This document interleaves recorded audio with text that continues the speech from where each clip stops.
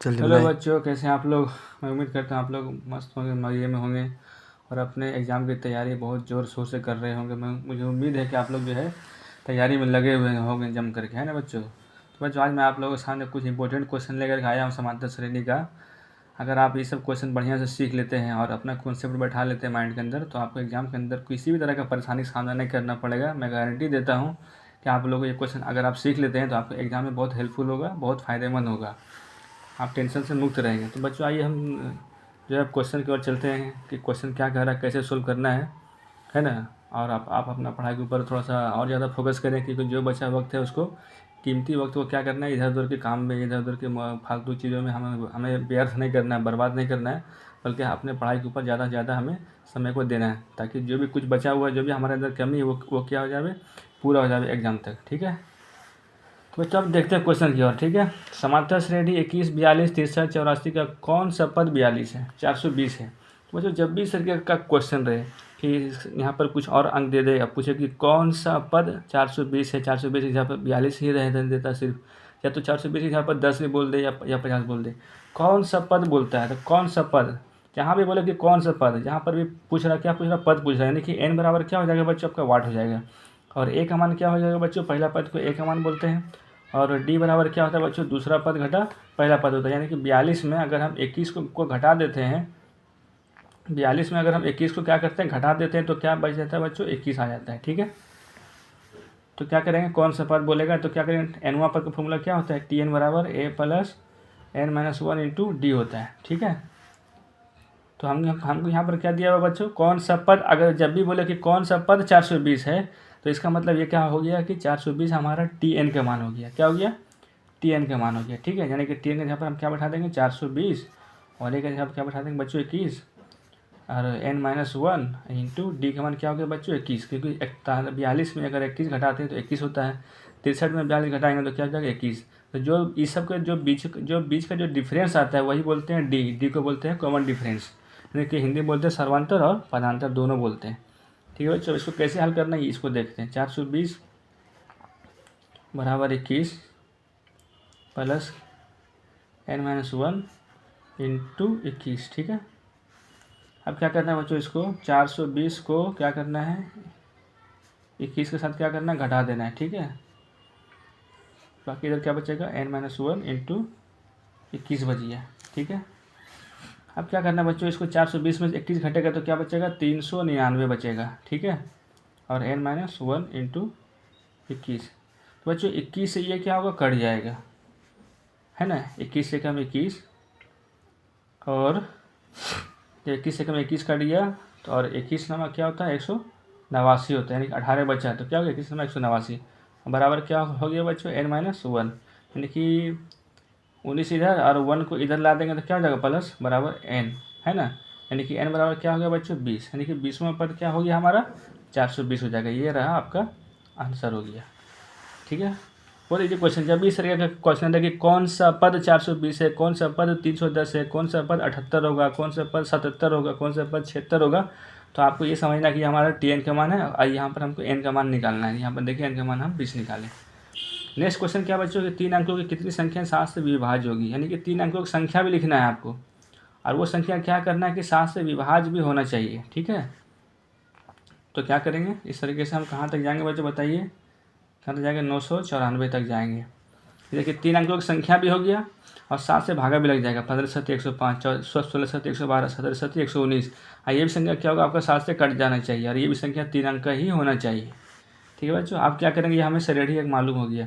अब ए का मान लिखेंगे 105, और डी का मान क्या लिखेंगे, 112 में से 5 घटेगा तो 7, ये क्या हो जाएगा बच्चों, टी एन का मान हो जाएगा हमारा लास्ट पर। क्योंकि यहाँ पर क्या पूछ रहा है कि कितनी संख्याएँ, यानी कितनी और जितनी की जहाँ भी बात करें बच्चों, वहाँ पर हम समझेंगे कि हमारा एन का मान पूछ रहा है क्वेश्चन के अंदर। कितनी पूछे या फिर कौन पूछे, यानी कि WH वर्ड, यानी क्वेश्चन मार्क यहाँ पर भी पूछ रहा, सब तो साथ तो हम समझ लेंगे कि यहाँ पर एन का मान हमें निकालना है। तो बच्चों आइए फार्मूला से देखते हैं इसको हल करके क्या आता है इसके अंदर। ठीक है, ये फार्मूला होता है आपका, टी एन का मान तो यहाँ पर दिया हुआ बच्चों 994, ए का मान दिया हुआ बच्चों 105, प्लस एन का मान तो हमें निकालना है, डी का मान 7 दिया हुआ है। तो 994 में हमें बच्चों 105 घटाना है। ठीक है, बहुत सारे बच्चे क्या करते हैं यहाँ पर जो है तुरंत 7 से ब्रैकेट के अंदर गुना करते हैं। हम ऊपर में भी देखिए क्या है, 21 से गुना नहीं किए, क्योंकि गुना करने के बाद क्या होता है, क्वेश्चन और लंबा हो जाता है सोल्व करने में, ठीक है। इसलिए आप इसको गुने में रहने दीजिए, कैलकुलेशन आसान हो जाएगा आपको। देखिए अभी आगे 4 में से 5 हो जाएगा ना, 14 में से 5 जाएगा 9 होगा, ठीक है। 14 में से 5 जाएगा 9 होगा, और यहाँ क्या हो जाएगा 8 हो जाएगा, और यहाँ क्या बच जाएगा 9, ठीक है। और यहाँ क्या बचेगा n-1 इंटू 7। 7 से क्या होगा बच्चों, ये कटेगा, ठीक है। 7 एकम 7, कितना बचेगा 2, 2 पर 8 8, 7 एकम 7,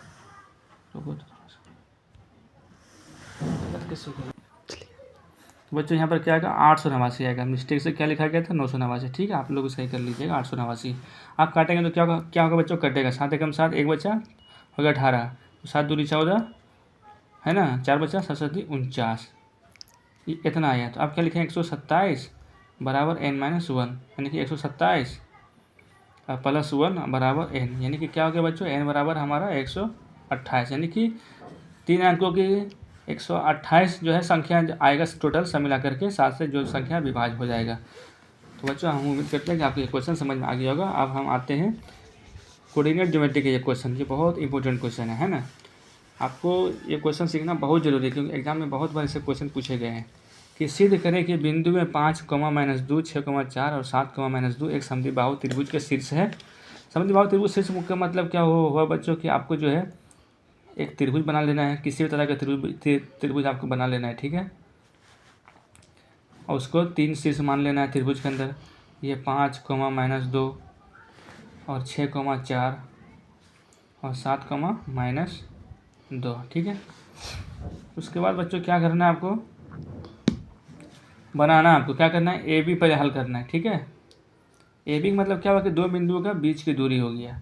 दो बिंदु के बीच की दूरी फॉर्मूला क्या होता है बच्चों, आप लोग को तो पहले से याद ही होगा, x2 - x1 का whole square plus y2 - y1 का होल स्क्वायर, ठीक है बच्चों। तो x2 का मान हमारा क्या हो जाएगा 6 हो जाएगा, और x1 का मान हमारा क्या हो जाएगा 5 हो जाएगा, ठीक है। y2 का मान क्या है बच्चों हमारा 4 है, और y1 का मान क्या है बच्चों माइनस, और यहाँ फॉर्मूला का एक माइनस प्लस हो जाता है, ठीक है। अब 6 में से 5 घटेगा क्या होगा बच्चों, 1 का स्क्वायर प्लस 4 2 6, यानी 6 का स्क्वायर, ठीक है। यानी कि 1 का स्क्वायर 1, 6 का स्क्वायर 36, यानी 1 प्लस 36 बराबर क्या हो जाएगा बच्चों, √37। इसका वर्गमूल नहीं निकलता है, इसको इसी तरह लिख के हम छोड़ देंगे। अब ये भुजा निकल गया, अब हमको ये भुजा निकालना है, यानी कि BC का मान निकालना है। तो BC बराबर वही करेंगे बच्चों, क्योंकि BC हमारा क्या है, दो बिंदु का डिस्टेंस है, दो बिंदु के बीच की दूरी है। यहाँ भी x2 - x1 करेंगे, यानी कि 7 घटा 6। अब हम बच्चों यहाँ पर थोड़ा डायरेक्ट लिख रहे हैं, फॉर्मूला ना लिख रहे हैं, क्योंकि आपको ऊपर फॉर्मूला हम लिख दिए, आपको समझ में अच्छी तरीके से आ जाएगी। y2 हमारा माइनस में है, और यहाँ 4। अब क्या होगा बच्चों, यहाँ पर 7 में से 6 घटेगा 1 का स्क्वायर, यहाँ माइनस जुटेगा बच्चों क्या होगा 6 का स्क्वायर, यानी कि कितना आ जाएगा 1 प्लस 36, यानी कि टोटल जोड़ देंगे तो 37 का रूट से बाहर नहीं निकाल सकते, क्योंकि 37 का वर्गमूल होता ही नहीं, ठीक है। अब बच्चों क्या करना है, हमको AC निकालना है। AC के बीच में वही बात होगा, दो बिंदु के बीच की दूरी फॉर्मूला लगेगा। x2 हमारा 7 है, x1 हमारा 5 है, और दोनों का स्क्वायर होगा प्लस, और हमारा y2 भी माइनस में है, और एक y1 क्या है माइनस में, और एक फार्मूला है माइनस में होता है, तो क्या हो जाएगा बच्चों प्लस हो जाएगा 2 का स्क्वायर। अब बच्चों क्या है कि 7 में से 5 घटेगा तो क्या हो रहा है 2 का स्क्वायर, यहाँ पर क्या हो जा रहा है 0 का स्क्वायर, ठीक है। यानी कि 2 का स्क्वायर करेंगे 4, इसका वर्गमूल निकल के बच्चों 2, यानी कि हमारा एक भुजा का मान क्या आ गया बच्चों, ये भुजा का मान आ गया हमारा 37, और ये वाले भुजा का मान आ गया हमारा √37, ये वाला भुजा का मान 2 आ गया। तो हम लिख देंगे बच्चों, अतः यह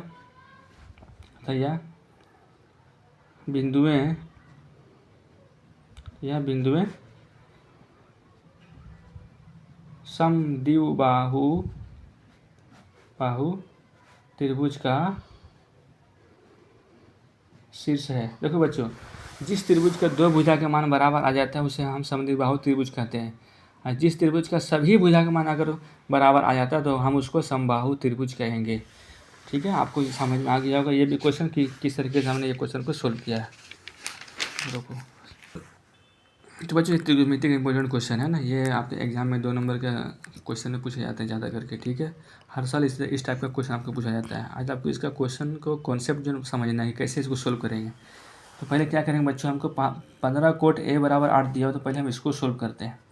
तो 15 कोट A बराबर 8 है, तो क्या करेंगे कोट को रखते हैं इधर, उसको क्या लिखते हैं बच्चों 15 15 कहाँ था गुना। जिस तरीके से बच्चों आपको जैसे आपको ये अलजेब्रा में समझाया गया होगा कि जो गुना में होता है वो क्या होता है, बराबर उधर भागा में चला जाता है। देखिए मैं आपको इस तरीके से इधर समझाया हूँ, ठीक है। यानी कोड का फॉर्मूला क्या होता है बच्चों, b/p होता है। क्या होता है, b/p। तो इसमें किसी एक भुजा का मान छोटा है, क्योंकि त्रिभुज में 3 चीज़ होता है। मान लीजिए कि एक त्रिभुज हम बना लेते हैं, तो इसको बोलते हैं p, इसको बोलते हैं b, इसको बोलते हैं h। तो यानी कि p का मान हमको 8 दिया हुआ है, अब b का मान यहाँ 15 दिया हुआ है, यानी h का मान हमको हर हालत में निकालना है बच्चों, ठीक है। क्यों निकालना है, क्योंकि साइन का मान पूछा। साइन का फॉर्मूला क्या होता है, p/h।